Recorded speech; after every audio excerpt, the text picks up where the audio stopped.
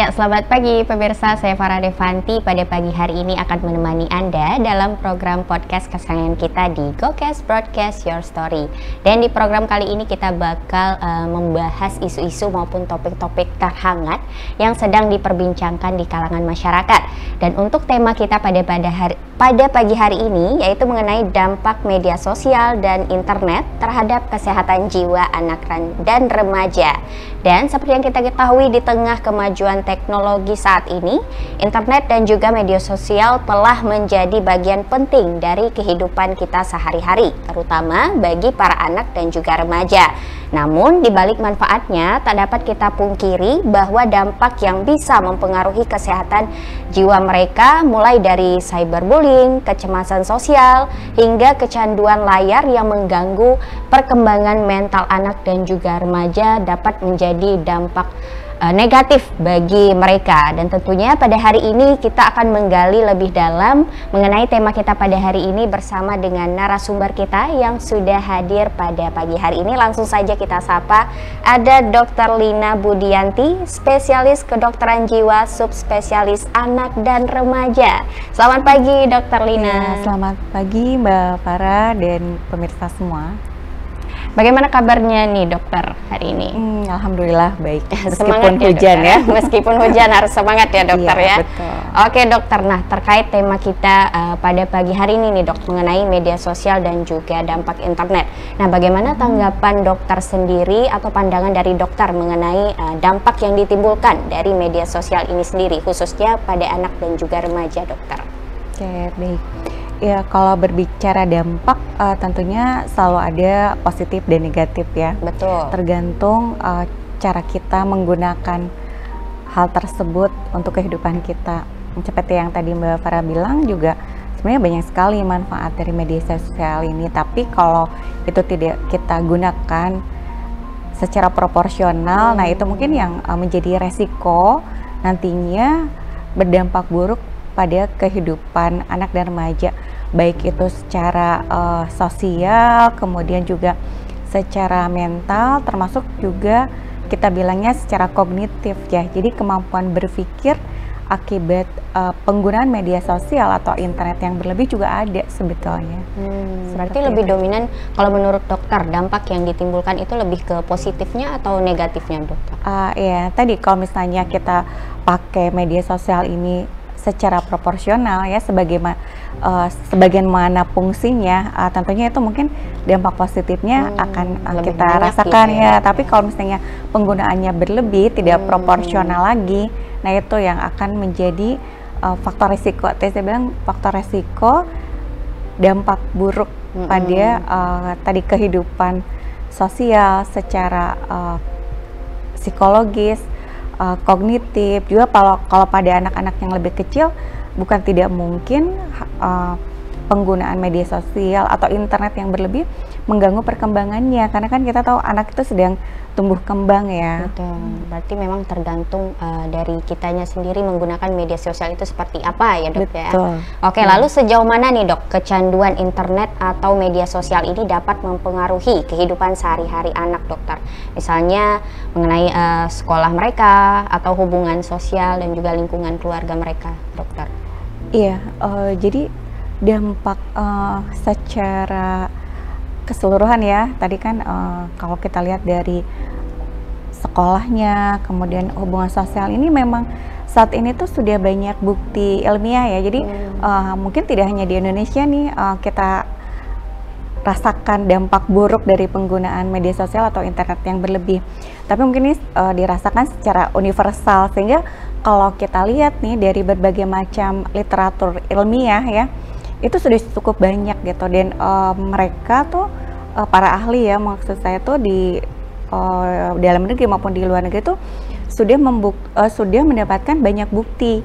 Nah, buktinya seperti apa? Kalau dari jurnal-jurnal ilmiah, literatur ilmiah yang mereka meneliti misalnya secara pencitraan otak gitu ya, ternyata memang betul bahwa anak-anak yang menggunakan media sosial atau internet berlebih, di situ ditemukan bukti bahwa ternyata memang si struktur dan fungsi otaknya jadi berubah gitu. Itu yang pada akhirnya dalam kehidupan sehari-hari itu jadi anaknya mungkin jadi kok lebih agresif, lebih emosional, kemampuan kognitifnya menurun, perkembangan misalnya bahasanya pada anak yang lebih kecil jadi terganggu karena memang ternyata paparan yang terlalu banyak dari media sosial maupun internet itu overstimulasi kita bilangnya, ternyata betul secara ilmiah diteliti ada perubahan dalam struktur dan fungsi otaknya.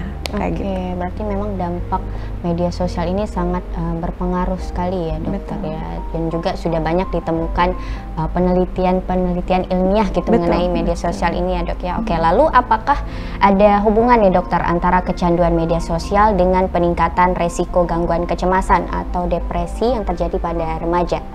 Iya betul sekali. Penelitian itu banyak sekali ya, dan hasil dari penelitian-penelitiannya ini cukup konsisten bahwa penggunaan media sosial maupun internet yang berlebih ini menjadi salah satu faktor resiko seorang anak atau remaja mengalami tadi baik itu depresi, kecemasan seperti itu. Karena kalau misalnya tadi kita lihat secara bentuk anatomis gitu ya, terus fungsi otak memang berubah. Kemudian secara sosial juga kan, ketika seseorang itu terlalu banyak aktivitas dengan internet, jadi dia kesempatan untuk melatih sosial skillnya secara langsung ya dengan orang-orang di sekitarnya jadi berkurang kan gitu. Nah itu yang mungkin membuat anak jadi nanti atau remaja jadi mengalami masalah kecemasan karena mungkin dia begitu pede ketika dia berinteraksi secara online. Tapi kalau secara real itu belum tentu takut gitu ya, dok, takut, bisa jadi minder gitu ya dokter. Betul. Kemudian kan sebetulnya memang betul si internet ini bisa membuat kita terhubung dengan orang lain secara lebih luas lagi ya. Tapi ternyata keterhubungan seseorang secara online dengan orang lain itu tidak bisa menggantikan peran atau manfaat dari kita terhubung secara real gitu dengan orang-orang di sekitar. Betul, secara tetap muka langsung tuh ternyata tidak bisa menggantikan itu. Nggak sama vibes-nya lah kalau dibilang anak-anak sekarang gitu ya dok. Betul, betul. Oke, lalu Kak, apa karakter seseorang terkait dengan introvert dan ekstrovert itu berpengaruh dari media sosial juga dokter, bisa dibilang seperti itu? Ya, sebetulnya jadi introvert atau ekstrovert itu bisa jadi itu penyebab maupun bisa jadi itu dampak gitu ya. Kalau penyebab orang yang introvert kadang tadi kan dia merasa lebih nyaman ketika dia tidak langsung berinteraksi, interaksinya nggak langsung. Jadi si media sosial atau internet ini bisa jadi salah satu alternatif. Dia tetap terhubung dengan orang lain gitu. Itu kalau penyebab ya. Kalau sebagai dampak, karena tadi dia tidak terbiasa berinteraksi secara langsung gitu. Akhirnya ketika mungkin di media sosial tadi dia cukup pede dan sebagainya, tapi begitu interaksi langsung dia jadi nggak pede nih, jadi akhirnya ya sudah dia menghindar, akhirnya jadi introvert gitu. Jadi seperti itu mungkin. Oke, berarti dari karakternya juga bisa dapat mempengaruhi maupun bisa jadi dampak dari media sosial itu sendiri ya dokter ya. Lalu mengapa nih dok remaja lebih rentan terhadap kecanduan digital dibandingkan dengan kelompok usia lainnya, dan juga apa akibatnya bagi kesehatan mereka nih dokter? Iya, kenapa remaja tadinya menjadi kelompok yang lebih rentan? Karena seperti yang kita ketahui, sebenarnya secara biologis remaja itu secara ini dari tinjauan medis ya gitu, secara struktur otaknya itu emang unik gitu ya. Dia berbeda dengan orang dewasa. Pada remaja itu yang yang matang duluan adalah bagian otak yang mengatur rasa senang gitu, yang kita bilang dia di sistem limbiknya, di otak tengahnya. yang mengatur emosi, yang mengatur rasa senang. Sementara bagian otak yang di prefrontal nih, yang di depan ini yang mengatur seperti apa namanya, pengendalian diri gitu ya, norma-norma sosial itu belum begitu matang. Jadi remaja itu biasanya kan mendahulukan kesenangannya tanpa bisa berpikir panjang mengenai resiko gitu. Jadi makanya begitu misalnya ada sesuatu yang menyenangkan, ya udah dia lebih fokus ke situ tanpa memikirkan dampak buruknya. Itu memang belum sampai secara medis juga memang begitu adanya kalau remaja. Nah, makanya mungkin mereka harus didampingi, dibimbing supaya dikasih pemahaman lah seperti itu ya, Dok. Betul, supaya tadi dia tetap bisa proporsional menggunakan media sosial maupun internet itu secara biologis mungkin ya. Nah, kemudian kenapa dampaknya tadi lebih buruk? Karena seperti kita ketahui bahwa tadi ya si remaja ini proses otaknya sedang dalam masa pematangan gitu ya. Nah, kalau misalnya proses pematangan otak ini terganggu nih akibat tadi overstimulasi mungkin dari paparan-paparan informasi dari internet atau media sosial, itu jadi nanti perkembangan pematangan otaknya juga jadi terganggu. Nah, sehingga nanti gangguan si pematangan di otaknya itu akan dia bawa terus kan sampai dewasa.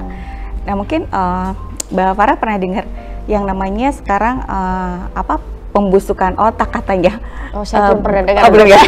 Boleh dijelaskan? Ya, mungkin sekarang tuh ada fenomena baru ya. Mungkin memang belum banyak yang mengenal ini nih. Ada brain rot namanya. Jadi pembusukan otak tuh itu tuh terjadi karena overstimulasi. Jadi si remaja ini terlalu banyak informasi receh gitu ya. Maksudnya yang informasi-informasi yang sebenarnya nggak penting. Misalnya dari gaming gitu ya, dari gaming, kemudian dari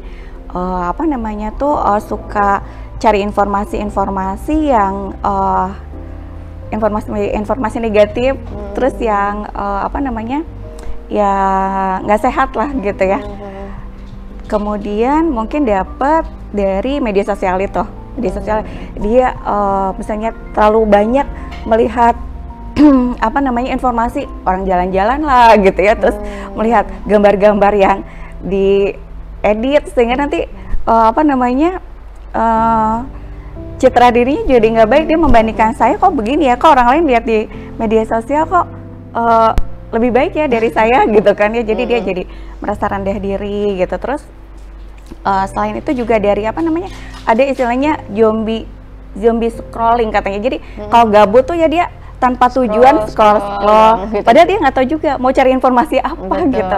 Nah, itu katanya pada akhirnya akan bikin otaknya jadi busuk. Makanya ada tadi istilah baru gitu itu ya, iya, nanti dampaknya si tadi yang brain rot itu jadi akhirnya dia kurang fokus gitu.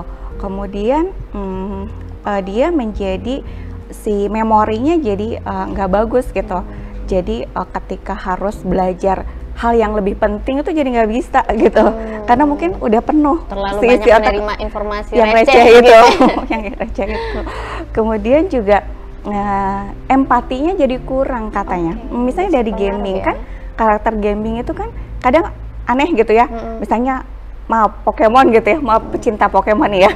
Jadi misalnya dia orang juga bukan, hewan juga bukan gitu ya, terus si ekspresi wajahnya juga kan gitu-gitu aja. Jadi akhirnya dia kurang bisa mengenali ekspresi orang yang real itu seperti apa. Jadi dia kurang empati akhirnya gitu, kurang punya empati. Kemudian karena tadi struktur otaknya jadi berubah, jadi ada namanya disregulasi emosi. Jadi emosional gitu, gampang maksudnya dengan hal yang sederhana aja bikin dia jadi marah yang berlebihan. Itu juga bisa merupakan dampak tadi dari pembusukan otak itu. Oke, baik. Lalu apa nih dokter tanda-tanda yang perlu kita waspadai terkait dengan kecanduan dari media sosial dan juga internet yang perlu diperhatikan oleh orang tua ataupun pendidik pada anak-anak dan juga remaja? Iya, mungkin yang perlu diwaspadai oleh orang tua maupun tadi pendidik ya, kalau pada anak-anak yang lebih kecil, mungkin kita lihat jadi perkembangannya terganggu. Misalnya, kok dia jadi speech delay ya tadi itu dia kita sempat cerita anak ini jadi terlambat bicara gitu. Salah satunya, ini salah satu ya gitu, salah satunya bisa jadi terlalu dini dan terlalu lama screen time-nya gitu kan. Kalau misalnya kita lihat dari guideline yang disepakati oleh secara global ya dari WHO itu kan, kalau kurang dari 2 tahun anjurannya sebenarnya tidak ada screen time gitu. Tapi kalau misalnya dia dari kecil sudah screen time-nya lama, nah itu bisa membuat anak jadi speech delay kayak gitu. Terus itu yang berarti harus diwaspadai ya pada anak yang sangat muda gitu. Kalau pada remaja tadi mungkin ketika kok anaknya jadi sangat sensitif, emosional gitu ya. Kemudian kok anaknya jadi kelihatan kurang fokus. Kemudian kok anaknya jadi tidak bisa memilih ya mana yang aktivitas yang harus diprioritaskan, mana yang enggak gitu. Kemudian kalau anak jadi hubungan sosialnya baik dengan keluarga maupun dengan teman-temannya jadi bermasalah gitu. Nah itu mungkin bisa jadi salah satu indikator kita harus ini nih harus cepat nih ditangani seperti itu ya, gitu ya. Oke. Lalu tindakan kita sebagai orang tua sendiri maupun tenaga pendidik nih dokter, apa yang sebaiknya kita lakukan untuk membantu anak dan juga remaja ini mengelola penggunaan internet mereka dan juga menghindari terkait kecanduan digital itu? Iya, baik. Kalau sebagai orang tua dulu ya, kalau orang tua di sini yang pertama tuh harus jadi role model ya.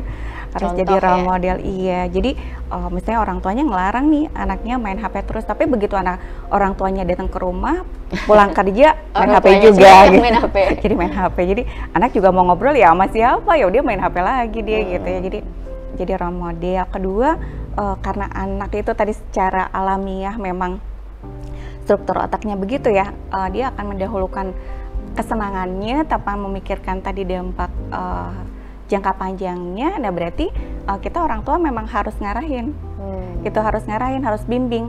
Orang tua harus memberikan batasan-batasan nih, berapa lama anak bisa mengakses internet, kemudian juga harus diawasi, karena kan kita sering dengar juga ya, misalnya di berita-berita itu anak remaja dimanfaatkan oleh orang-orang yang tidak bertanggung jawab, misalnya ya, pada akhirnya mengalami kekerasan seksual lah, atau bahkan ada yang sampai fatal kan ya, dampaknya seperti itu. Kemudian orang tua tadi harus punya waktu untuk berkomunikasi secara sehat dengan anaknya gitu. Jadi meluangkan waktu, kemudian harus berusaha menguatkan ikatan emosional antara anak dan orang tua. Karena kalau misalnya orang tua bisa menciptakan situasi seperti itu, bisa memperkuat ikatan emosional dengan anak, tentunya anak nanti akan merasa nyaman ya dengan orang tua.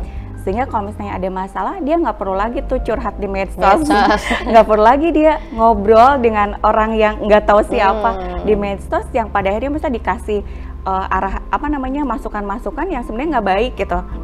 Tapi anak cukup bisa bercerita pada orang tuanya. Kalau orang tua kan misalnya anaknya punya masalah, tentunya akan diberikan saran terbaik ya kalau orang tua gitu, seperti itu. Mungkin itu yang untuk orang tua. Nah sekarang untuk pendidik, ya memang anak dan remaja ini kan justru sebagian besar waktunya mungkin akan dihabiskan di sekolah ya. Jadi peran pendidik dalam hal ini guru juga tentu tidak kalah penting nih dengan orang tua gitu ya. Jadi mungkin guru harus maksudnya lingkungan sekolah tuh sama tadi harus punya aturan yang jelas mengenai penggunaan media sosial atau akses ke internet atau pemakaian gadgetnya di sekolah harus betul-betul diatur, diawasi, gitu ya. diatur, harus ada aturan yang tegas juga gitu ya. sanksi dan sebagainya tuh harus dijalankan. Kemudian mungkin pihak sekolah juga harus cukup kreatif ya, misalnya membuat aktivitas-aktivitas yang menyenangkan untuk anak didiknya. Jadi anak-anak itu sudah lebih senang melakukan aktivitas non internet, non screen gitu ya, karena tadi banyak pilihan. Oh, saya bisa melakukan ini, bisa melakukan ini. Kalau misalnya di sekolah emang nggak ada kegiatan-kegiatan yang menarik, ya udah akhirnya gadget lagi, internet lagi, medsos lagi gitu. Nah, kemudian juga menciptakan lingkungan yang sehat ya. Jadi misalnya nggak ada bullying misalnya gitu. Jadi sehingga anak tuh nyaman berinteraksi dengan temannya secara langsung. Benar. Mungkin itu beberapa hal yang bisa kita upayakan ya, supaya dilakukan di sekolah. Ya, baik, itu tadi dia upaya untuk mengurangi dampak-dampak negatif dari kecanduan media sosial itu sendiri, baik dari peran orang tua maupun peran dari sekolah ataupun tenaga pendidik. Oke, itu dia tadi pemirsa untuk segmen pertama kita. Jadi jangan kemana-mana karena kita akan tetap kembali di segmen kita yang kedua. Tetap di GoCast Broadcast Your Story.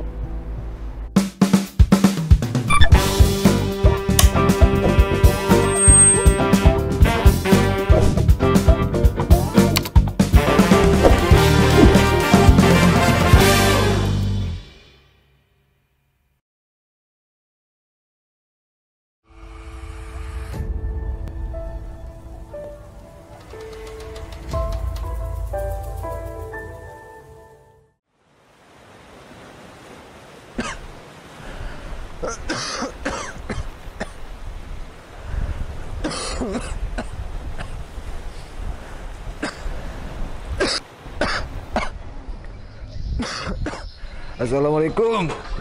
Waalaikumsalam. Bang, apa sih batuk-batuk? Kejap buat ambil air putih di belakang. Ya.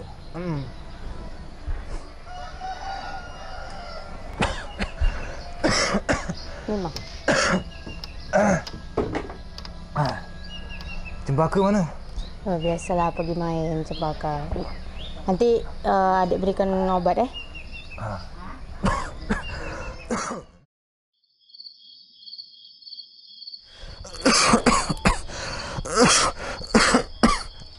minum obat lah bang. Yalah.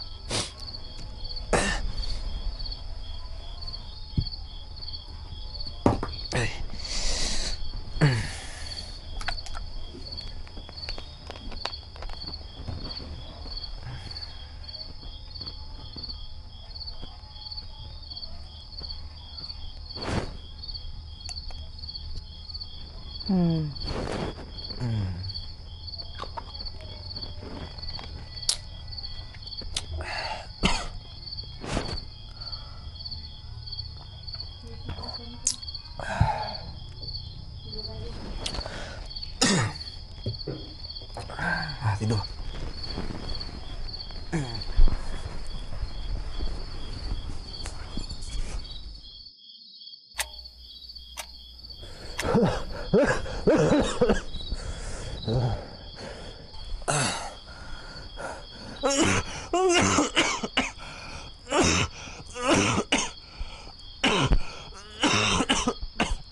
Habis dah batuk abang ni. Saya kita bawa Tak usah lah. Esok sembuh ni. Parah ni. Taklah.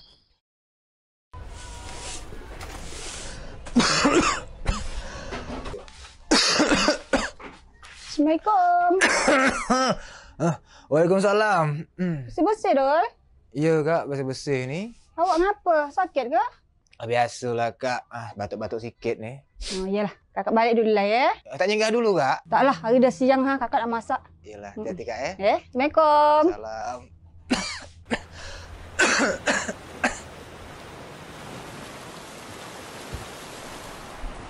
Ya, Bu dah buat ini. Alhamdulillah.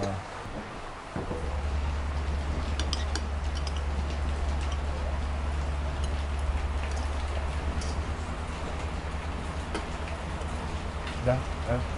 Kok dah ya? Tak selera. Tak ada nak makan. Besok pergi berubat Taklah, sembuh lah nih besok. Jangan tak. Kita tak tahu. Apa yang terjadi dalam badan abang? Nah. Saya bukannya tak tahu. Kan? Minum. Tak.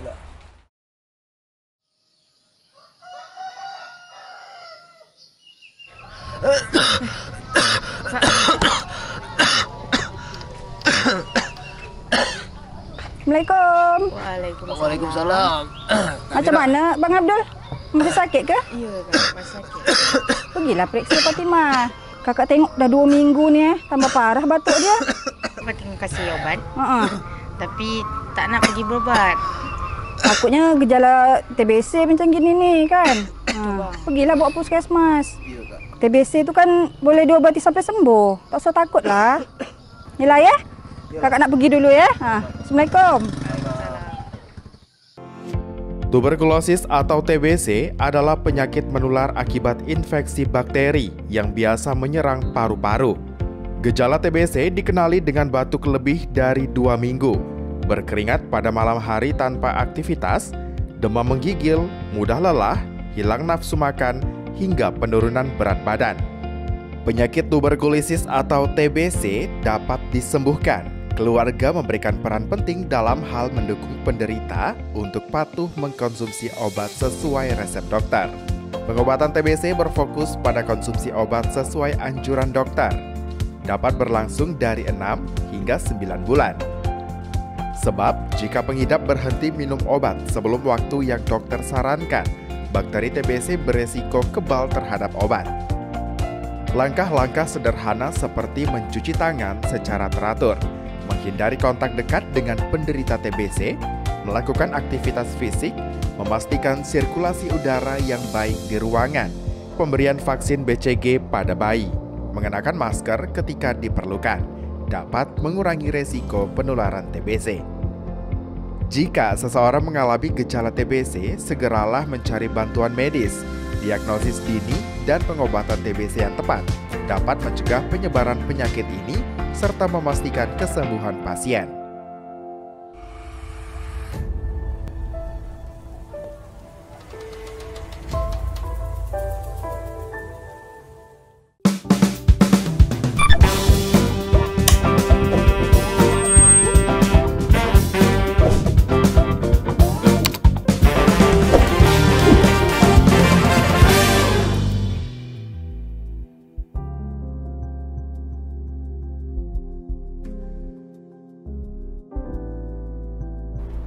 Ya, kembali lagi pemirsa bersama saya Farah Devanti dan juga narasumber kita ada Dr. Lina yang di segmen 2 kali ini kita bakal mengupas lebih dalam mengenai pengelolaan kesehatan mental di era digital saat ini. Nah dokter, kalau tadi kita sudah membahas mengenai dampak-dampaknya dan juga peran dari orang tua serta tenaga pendidik itu sendiri, lalu bagaimana nih dokter cara untuk menyeimbangkan antara kehidupan online dan juga offline, dokter?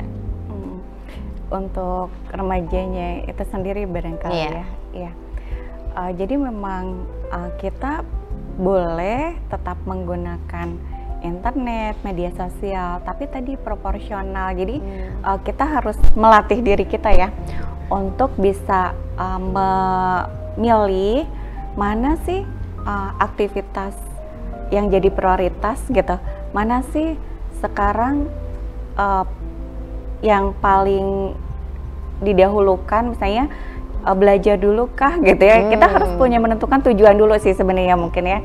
Kita harus punya tujuan nih dalam hidup kita tuh, tujuan kita apa gitu, dan kita fokus pada tujuannya gitu. Misalnya kita punya cita-cita ya, berarti kita prioritaskan itu aktivitas-aktivitas yang kita lakukan adalah aktivitas-aktivitas yang akan mendukung tujuan kita gitu. Media sosial, internet itu jadikan sebagai hiburan saja gitu ya. Jadi selingan gitu ya, tidak menjadi aktivitas utama dalam kehidupan kita sehari-hari. Mungkin itu salah satu hal yang perlu diperkuat ya dalam diri masing-masing seperti itu. Berarti memang kita harus membatasi seperti itu ya dokter ya, Betul. penggunaan media sosial itu sendiri, karena kita jika memang memiliki fokus tujuan cita-cita utama ya memang harus fokus ke sana gitu ya dokter ya, Betul. karena memang media sosial ini memang hanya bersifat hiburan saja seperti itu ya dokter Betul. ya. Oke, lalu seperti apa nih dokter penggunaan media sosial dan juga internet yang sehat? Iya, tadi kembali bahwa internet, media sosial ini kan alat ya, sebenarnya alat. Jadi sebenarnya kalau alat, gimana kita menggunakannya ya, bisa jadi bermanfaat, bisa jadi itu tidak bermanfaat gitu.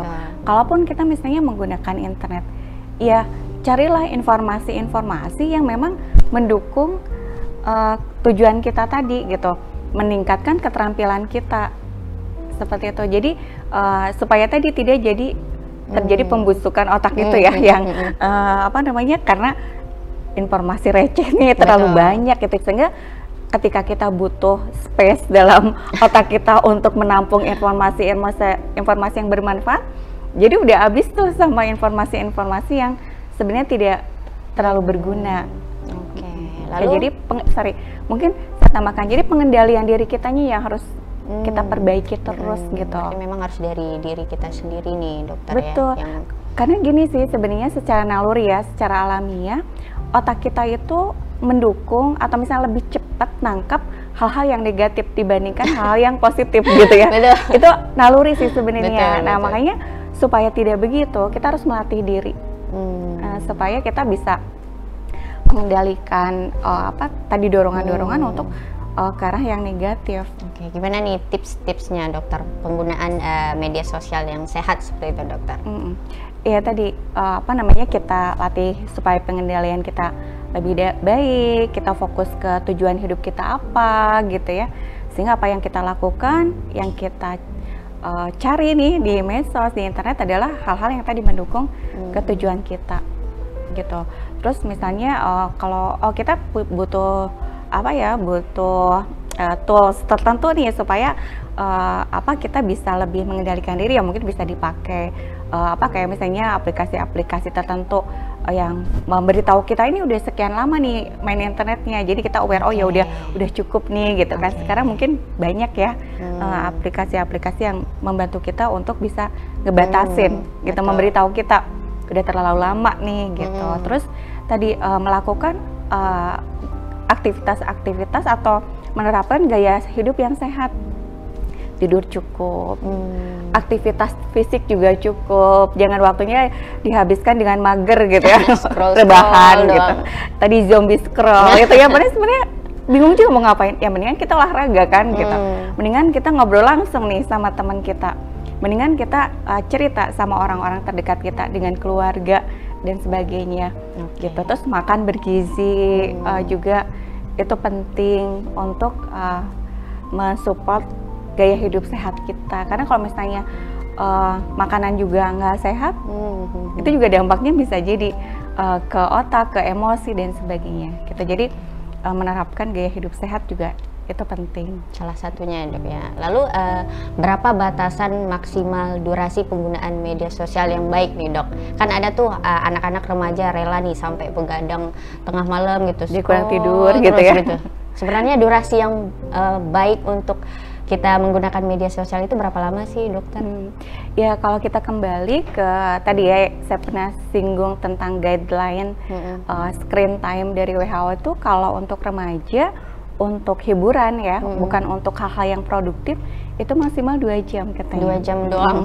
Dari mulai umur 7 tahun ke atas gitu, termasuk kita juga orang dewasa. Untuk yang hiburan ya beda cerita, kalau memang internet kita pakai untuk hal-hal yang produktif, misalnya kerja dan sebagainya, itu lain cerita. Nah kalau anak berusia 0 sampai 2 tahun tadi sebenarnya baiknya tidak ada screen time. 0. Di usia 2 tahun sampai 5-4 tahun itu 1 jam aja. Ya setelah itu baru boleh 2 jam. Kalau anak sekolah sampai remaja, dewasa itu yang masih dibilang sehat, resiko dampak buruknya kecil ya, kalau tidak lebih dari itu, dari guideline gitu. Berarti maksimalnya hanya 2 jam durasi Per hari. untuk per hari bermain Untuk media itu ya, sosial, untuk hiburan hiburan. seperti itu ya. Kalau untuk penggunaan produktifnya itu tidak dibatasi Ya, ya, Dok itu ya. sesuai dengan kebutuhan ya, beda Oke. beda cerita kalau itu kan. Oke, nah lalu apa saja nih dokter tanda-tanda digital burnout atau kelelahan digital yang berdampak pada fisik dan juga mental yang harus diperhatikan oleh para remaja, dokter? Iya, kalau kita merasa nih kok kita jadi kurang fokus ya gitu, karena kan kalau apa namanya, di internet, di medsos itu kan menarik banget gitu ya buat kita nih gitu ya, buat hasrat seorang remaja, saya nggak remaja sih, maksudnya itu hasrat remaja tuh menarik banget gitu kan. Lihat orang jalan-jalan lah gitu ya, terus bisa berita-berita, tadi kadang berita-berita negatif itu lebih menarik untuk kita, lebih cepat diingatnya, lebih cepat masuknya dibandingkan hal-hal yang positif. Nah karena misalnya karena terbiasa seperti itu, kemudian ketika kita butuh mencurahkan fokus kita lebih banyak untuk hal-hal yang berguna, misalnya belajar, itu jadi nggak bisa. Nah itu jadi warning juga nih, kayaknya kita udah tadi burn out gitu ya. Jadi berarti kesimpulannya kalau fokus kita untuk melakukan aktivitas berguna, termasuk belajar, itu jadi nggak baik gitu. Kemudian ketika kok kita tuh jadi pengambilan keputusan, kemudian kemampuan problem solving kita terhadap masalah-masalah sehari-hari itu jadi buruk ya, misalnya jadi kok saya jadi nggak bisa menyelesaikan masalah dengan baik nih gitu ya. Itu juga jadi salah satu tanda burnout itu. Kemudian mungkin kita jadi ngerasa juga kok saya jadi sesensitif ini ya, atau misalnya orang lain juga menotis nih, kita kok jadi gampang marah, emosional. Betul. Itu juga bisa jadi salah satu tanda. Kemudian jadi kita jadi suka rendah diri nih ya, kayak seperti yang tadi sempat kita bahas. Jadi kok kita jadi sering banding-bandingin kita sama orang lain ya gitu. Misalnya orang lain kok secara fisik kok bagus banget, kok kita enggak, kita jadi rendah diri. Padahal kan mungkin kalau yang ada di medsos diedit dulu gitu ya, belum tentu kan itu real ya. Nah itu jadi kadang katanya mempengaruhi citra diri, itu juga bisa jadi salah satu bentuk burnout. Lalu terkait dengan tanda-tanda tadi, apa yang harus dilakukan nih dokter oleh para remaja jika mereka merasa terjebak gitu dengan perasaan cemas ataupun stres setelah menggunakan media sosial atau platform online itu? Ya, kalau si remaja itu sendiri awareness dengan hal itunya baik ya, maksudnya dia sudah mengenal ini, kayaknya saya udah nggak sehat nih ya, itu hal yang sangat baik, itu kunci untuk bisa lebih baik di kemudian hari kan. Nah apa yang bisa dilakukan, ada apa ya, di penelitian itu katanya detox, digital detox itu berguna. Nah ada sebuah penelitian yang menyatakan bahkan 7 hari aja tanpa gadget, tanpa akses ke internet, katanya itu meningkatkan kesejahteraan jiwa dengan lebih baik, jadi lebih baik lagi. 7 hari aja 7 gitu. hari. Emang bisa, pertanyaannya itu dok, bisa bertahan tanpa media sosial dokter? Nah memang pastinya sulit ya. Ya nah tapi disitulah perjuangannya gitu.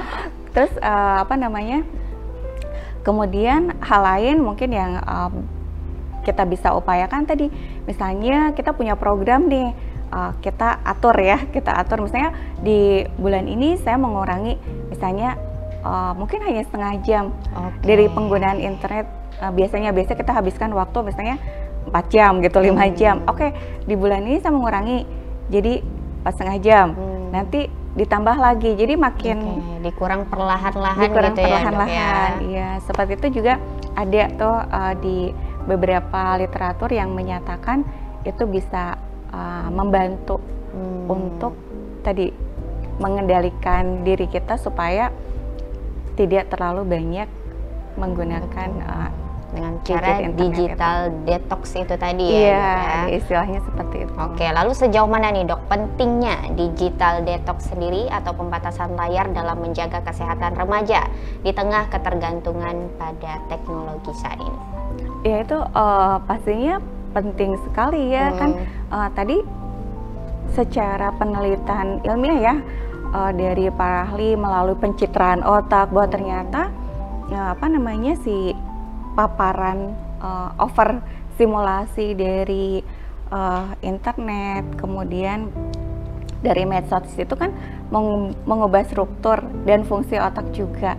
Nah jadi kalau misalnya kita mengurangi overstimulasi itu ya, jadi kita memakainya secara proporsional.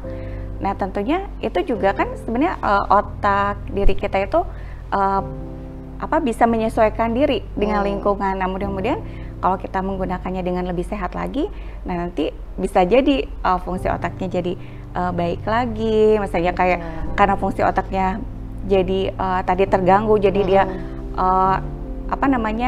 regulasi emosinya nggak baik, bisa kita kondisikan lagi dengan lebih sehat yang mudah-mudahan si struktur dan fungsi otaknya jadi berubah lagi, jadi lebih sehat lagi kan. Sebenarnya sel otak kita tuh kayak pohon ibaratnya, tumbuh gitu terus sel otak gitu tuh ya kan.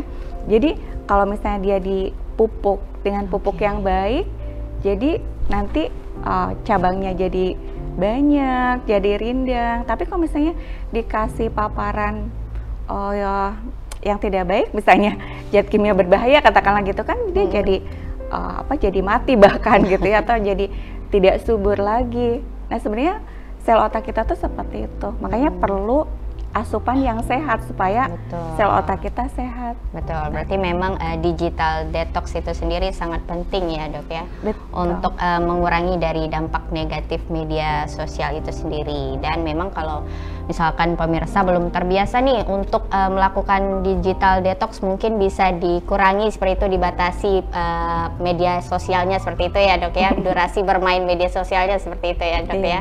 Oke, itu dia tadi pemirsa untuk segmen kita di pembahasan kita yang kedua mengenai pengelolaan kesehatan mental di era digital. Jadi jangan tetap kemana-mana pemirsa, karena kita masih ada sesi kita yang terakhir. Jadi kami akan kembali untuk menemani Anda pemirsa dalam tema kita pada hari ini. Tetap di GoCast Broadcast Your Story.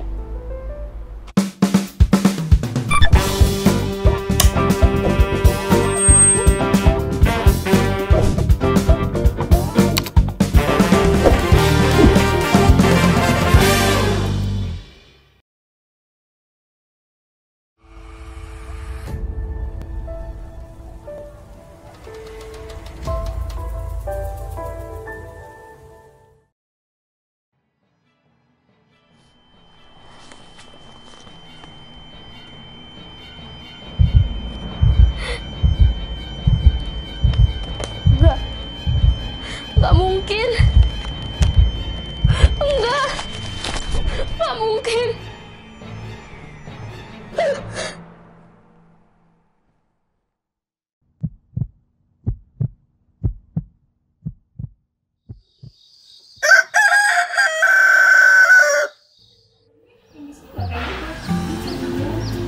Hai guys. Widih, laptop baru nih. Iya nih, reward. Biasa lah mah, kalau sini ada aja baru-baru. Aduh, jangan gitu deh. Daripada di sini, mending kita ke kantin yuk sambil nunggu kelas. Bukan deh, aku dapat kiriman dari mama. Iya, sama. Aku lagi boncos nih. Aduh, kalian ini kayak sama siapa aja. Tenang, hari ini aku yang terakhir. Udah yuk. Bener.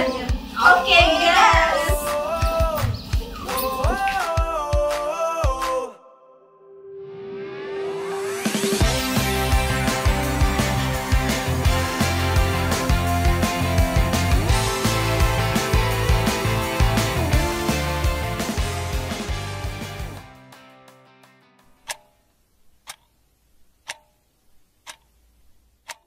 Pindahin kayak gitu nggak sih? Gini ya? Iya. Aja. Aduh guys, aku duluan ya. Mau kemana? Aku ada urusan bentar.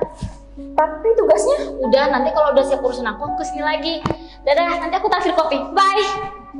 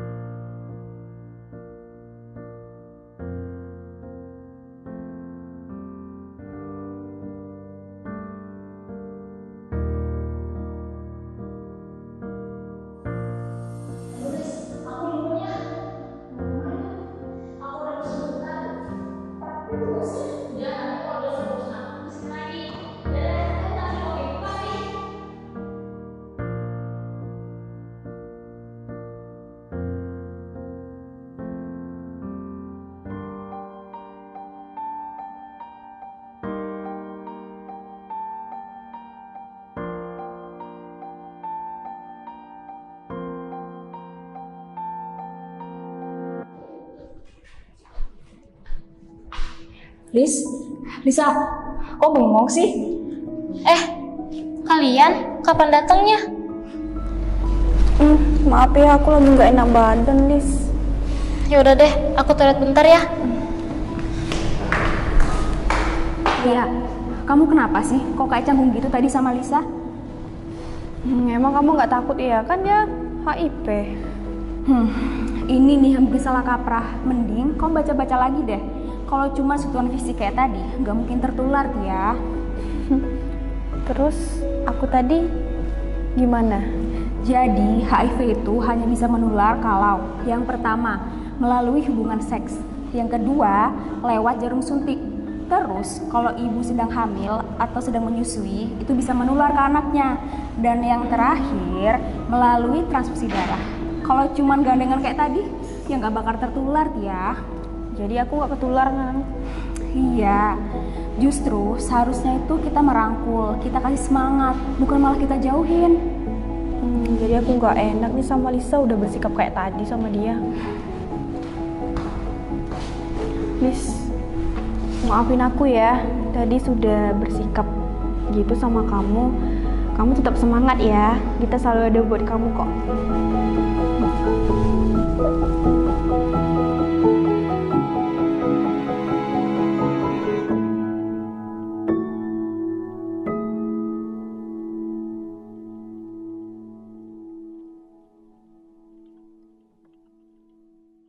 Pencegahan HIV merupakan langkah penting dalam mengurangi jumlah infeksi baru dan mencegah penyebaran virus ini di masyarakat. A. Abstinence, tidak melakukan hubungan seks di luar nikah. B. Be faithful, bersikaplah saling setia kepada satu pasangan seks. C. Condom, menggunakan kondom yang baru setiap berhubungan intim. D. Drug no, jauhi narkoba, serta E. Education, pemberian edukasi dan informasi yang benar mengenai HIV.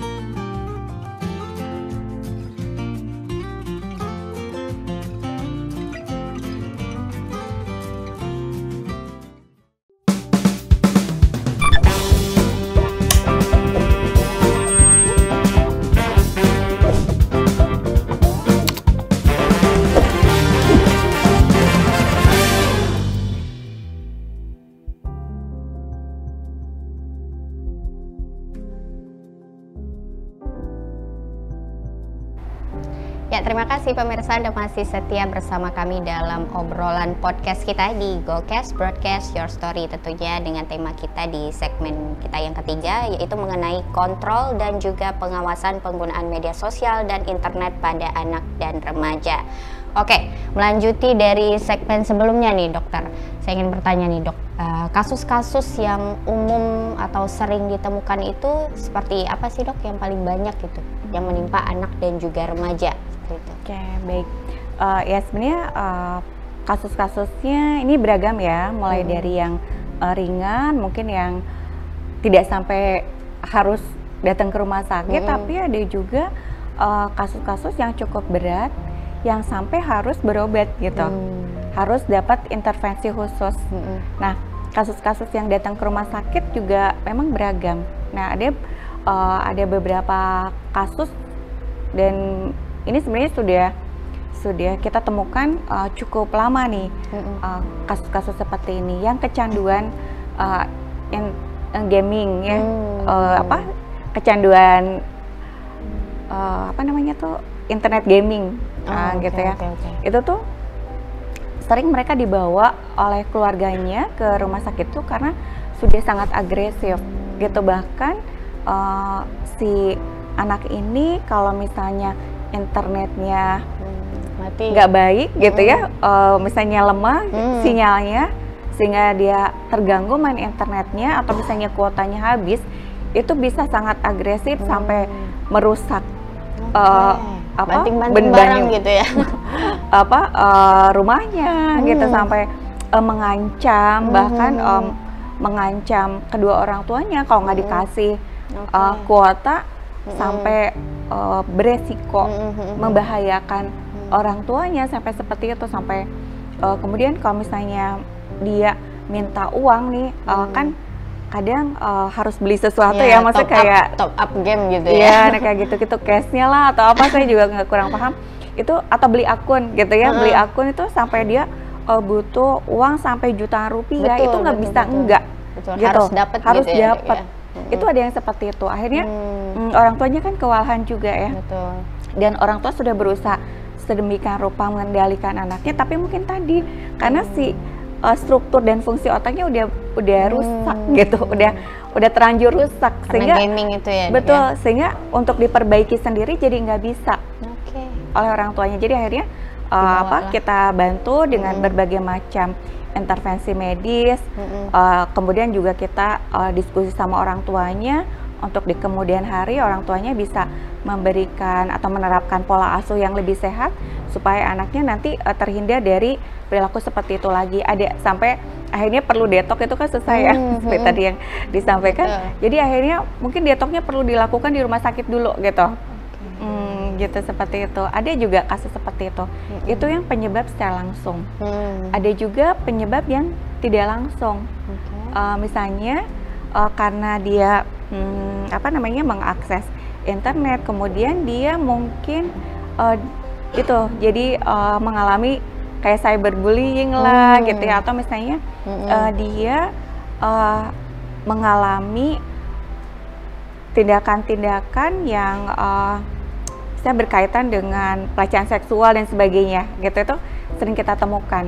Itu misalnya ada seorang anak disuruh, misalkan dia remaja gitu kan, ketika dia berkomunikasi di medsos, kok dia merasa nyaman ya gitu misalnya dengan seseorang, namun ternyata seseorang ini bukan orang yang baik gitu, ternyata dia manfaatin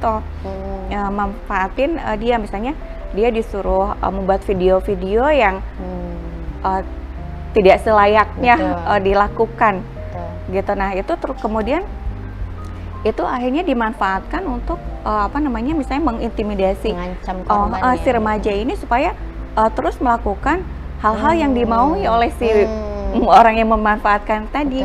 Akhirnya si remajanya jadi depresi gitu karena dia ketakutan, nanti takut si videonya disebarin gitu kan. Akhirnya itu juga bisa ada yang mengalami itu.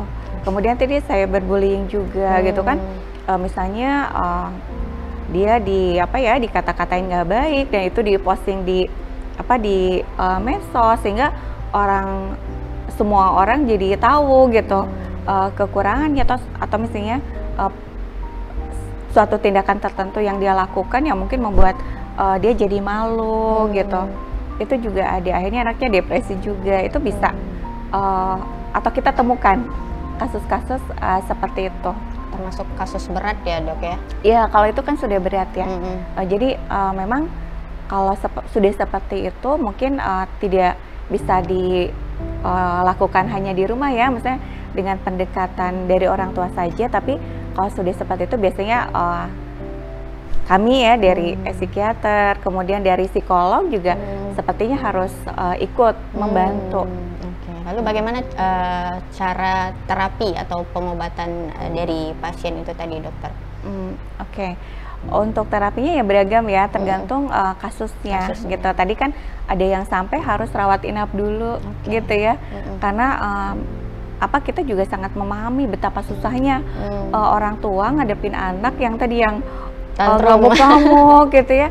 Orang tuanya mau deketin juga takut gitu karena misalnya diancam dan sebagainya. Biasanya kita lakukan pendekatan medis untuk mempercepat regulasi emosinya lebih baik lagi.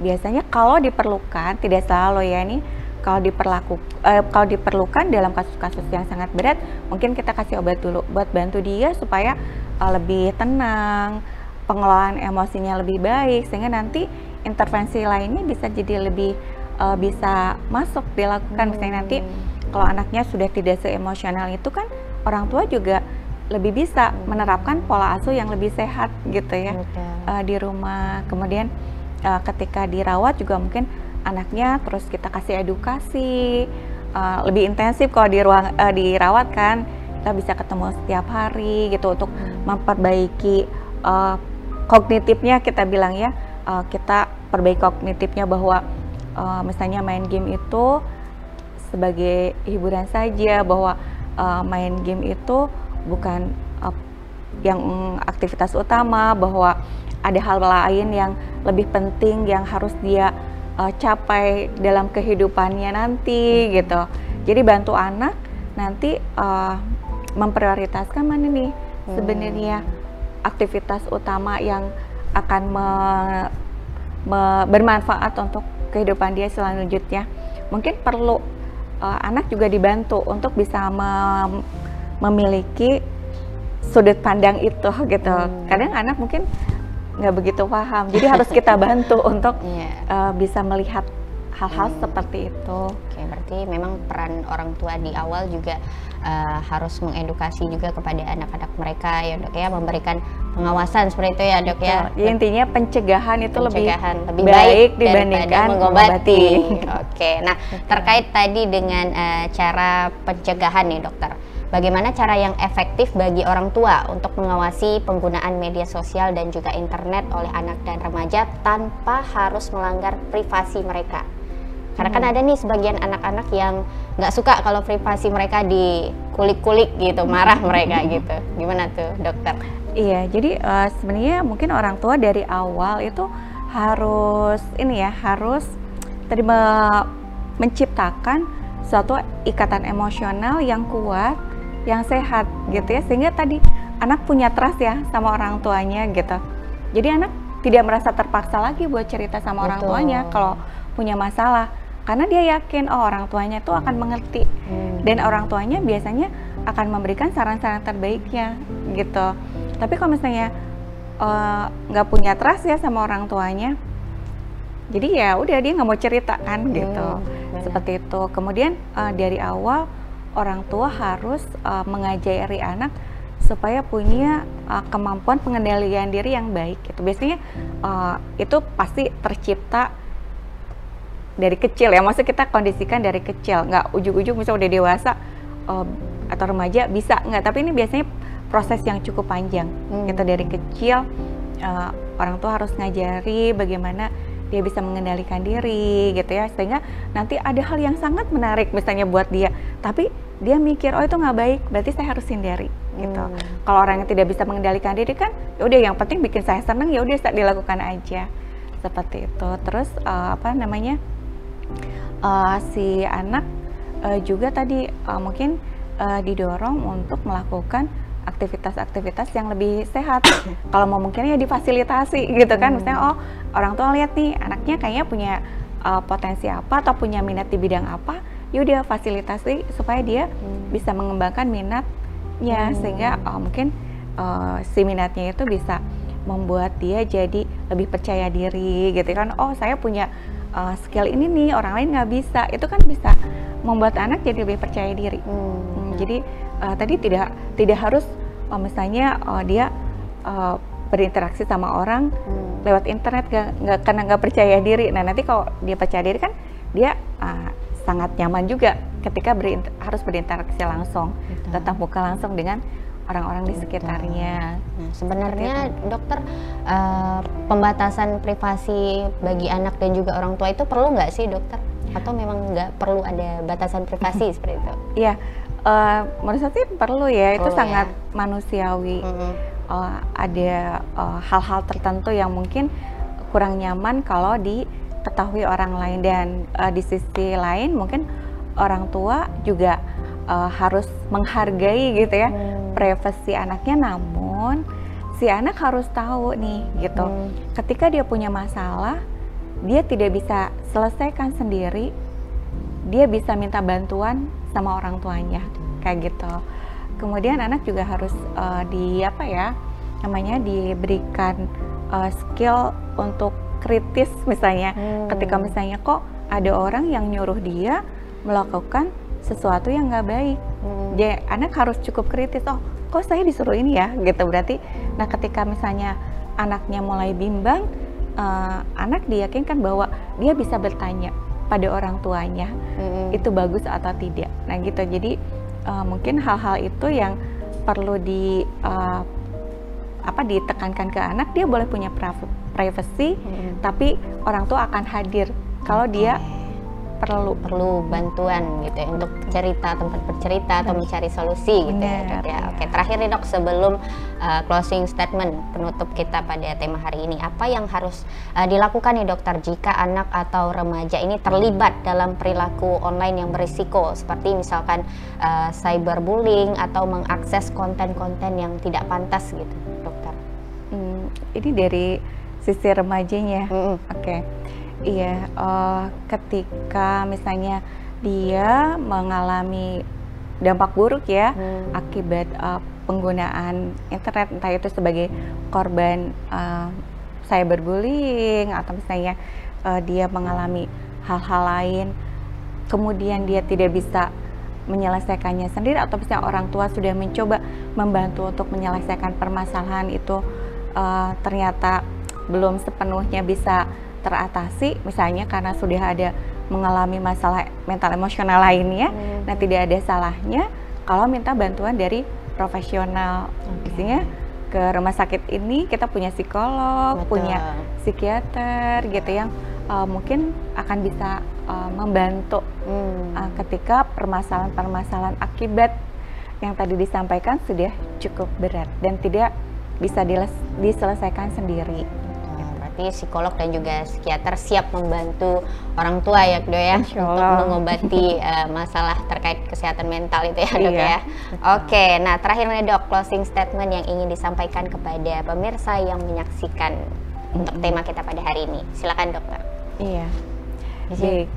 Jadi media sosial, internet ini adalah sesuatu yang bisa bermanfaat, tapi bisa juga menimbulkan dampak buruk untuk kita. Jadi gunakanlah media ini sebagai lebih bijaksana gitu ya, dengan bijaksana supaya yang kita dapat adalah manfaatnya, bukan dampak buruknya. Orang tua dan pendidik, dalam hal ini guru, bisa berperan untuk mendampingi remaja ataupun anak supaya mereka bisa menggunakan fasilitas internet maupun media sosial ini dengan lebih sehat. Mungkin itu aja. Baik, terima kasih Dokter Lina Iya, atas sama-sama. waktunya pada hari ini. Ya, itu dia tadi pemirsa diskusi kita mengenai tema pada hari ini, dampak media sosial dan juga internet terhadap kesehatan jiwa anak dan remaja, yang tentunya sudah benar-benar membuka wawasan bagi kita semua. Nah, tak dapat kita pungkiri bahwa internet dan juga media sosial ini memang memiliki sisi positif, namun juga dalam penggunaannya yang tidak terkontrol ada juga ancaman yang bisa membawa dampak negatif pada kesehatan mental, terutama bagi generasi muda. Nah, oleh sebab itu bijaklah dalam menggunakan teknologi dan juga media sosial, baik untuk diri Anda sendiri maupun orang-orang terdekat Anda. Terima kasih kepada pemirsa yang sudah menyaksikan diskusi kita pada hari ini, dan juga terima kasih sekali lagi kepada narasumber kita Dr. Lina yang sudah hadir. Sampai jumpa di episode talk show berikutnya dengan tentunya topik menarik yang akan lebih membuka wawasan kita semua. Saya Farah Devanti mewakili segenap kru yang bertugas pamit undur diri. Wassalamualaikum warahmatullahi wabarakatuh. Sampai jumpa.